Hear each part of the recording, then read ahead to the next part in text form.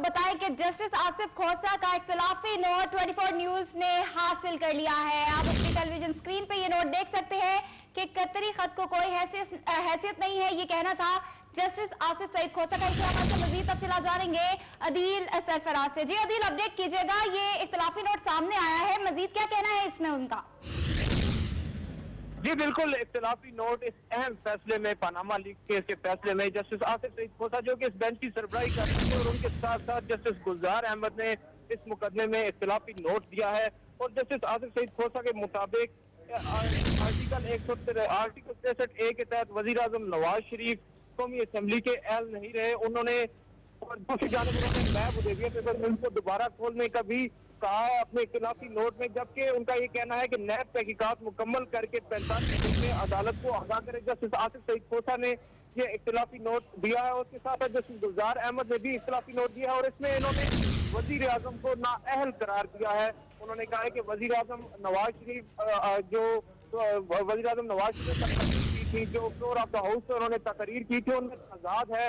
उन्होंने जो कौम से खिताब किया था उसमें तजाद पाया जा रहा है, लिहाजा जो वजीर आजम नवाज शरीफ है वो सादिक और अमीन नहीं रहे। आर्टिकल 63A के तहत उन्होंने उनको नाअहल करार दिया है। तहम अगर बात की जाए इस फैसले के अमल दरामद की, तो ये महज एक इख्तिलाफी नोट था, डिसेंटिंग नोट था, जो कि फैसला 3-2 की शरह से आया है। जस्टिस आसिफ सईद खोसा और जस्टिस गुलजार अहमद ने इस पर इख्तिलाफी नोट दिया है। दूसरी जानब अगर देखा जाए जो अक्सरियत है जिसमें जस्टिस इजाज अफजल, जस्टिस इजाजुल एहसन और जस्टिस अजमत सईद शेख शामिल हैं, उन्होंने वजीर आजम नवाज शरीफ को नाअहल करार नहीं दिया, जबकि उन्होंने एक JIT तश्कील देने की बात की है। एक JIT तश्कील दी जाए, उन्होंने ये हुक्म दिया है 60 रोज के अंदर वो JIT अपनी रिपोर्ट जो है वो सुप्रीम कोर्ट में जमा करवाएगी। और उन्होंने वजीर आजम नवाज शरीफ से, चीफ जस्टिस ऑफ पाकिस्तान से दरख्वास्त भी की है कि इस हवाले से इस मुकदमे के लिए एक बेंच भी तश्कील दिया जाए, जो इस कमीशन की जो कार्रवाई होगी, जो इंक्वायरी कमीशन होगा, इसकी कार्रवाई को उसकी वो निगरानी भी करेगा। और जबकि 2 हफ्ते के बाद, हर 2 हफ्ते के बाद ये जो इंक्वायरी JIT है ये अपनी रिपोर्ट जो है वो सुप्रीम कोर्ट के उस बेंच को पेश करेगी और 60 दिन के अंदर अंदर तफसीली रिपोर्ट जो JIT होगी वो सुप्रीम कोर्ट में पेश कर दी जाएगी। ये एक अहम नौयत का फैसला आया है। जस्टिस आसिफ सईद खोसा की सरबराही में 5 दिन बेंच ने इस केस को तकरीबन 126 रोज सुना था और 26 समातें इस केस की इस बेंच ने की थी। और जबकि इससे पहली केस थी वो साबिक चीफ जस्टिस अनवर ज़हीर जमाली की सरबराही में 5 रुकनी लार्जर बेंच ने इस केस को सुना था और 10 समातें उन्होंने भी की थी 20 अक्टूबर से लेकर 9 दिसंबर तक, काम उनकी रिटायरमेंट के बाद। अच्छा दिल, बताइएगा कि हुदैबिया पेपर्स मिल की अगर बात की जाए तो क्या इस इख्तिलाफी नोट में उसका जिक्र है कि उसकी दोबारा से इंक्वायरी की जाएगी? जी, जो इख्तिलाफी नोट है उसमें तो वजीर आजम के नाअहल करार देने की बात की गई है और उसके साथ साथ जो उनको इलेक्शन कमीशन को हुक्म दिया गया है इख्तिलाफी नोट के अंदर कि उनको जो रुकनीत है उनकी पार्लियामेंट की उसको खत्म किया जाए। दूसरी जानिब जो ये बात आई है हुदैबिया पेपर्स मिल्स रेफरेंस की, ये भी आज इस जो फैसला जस्टिस आसिफ सईद खोसा ने सुनाया उसके अंदर ये बताया गया है कि हुदैबिया पेपर्स मिल्स की जो दोबारा से तहकीकात की जाए और उसको दोबारा खोलने का उन्होंने अपने जो रिमार्क से उन्होंने ये भी कहा है कि उसको दोबारा खोला भी जाए।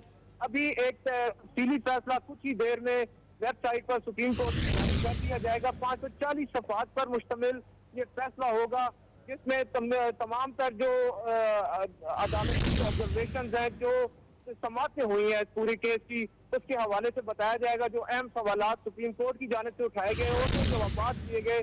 यहाँ पर एक और अहम बात यह है कि जस्टिस आसिफ सईद खोसा ने जब ऑर्डर पढ़ना शुरू किया तो उन्होंने यहाँ पर अदालत को ये भी बताया, यहाँ पर तमाम जो उन्होंने ऑर्डर पढ़ने जब उन्होंने पढ़ना शुरू किया तो उन्होंने ये भी बताया कि जो तमाम वजीर आजम नवाज शरीफ की जानिब से जो जवाबात दिए गए हैं, जो इल्जामात के जवाबात दिए गए हैं, वो काफी ज्यादा उनसे अदालत उनसे मुतमईन नहीं है, अदालत को वो मुतमईन नहीं कर पाए। तो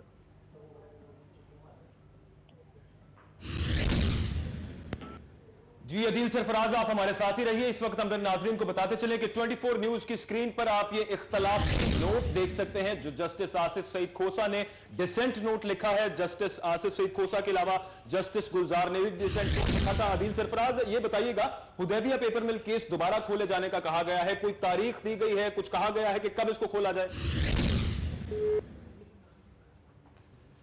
अदील सरफराज से हमारा राबता मुनक़ता हो गया है, दोबारा राबता करने की कोशिश करेंगे। फिलहाल आपको बताएं कि जस्टिस आसिफ सईद खोसा के इख्तलाफी नोट की फुटेज आप 24 न्यूज़ पर देख सकते हैं।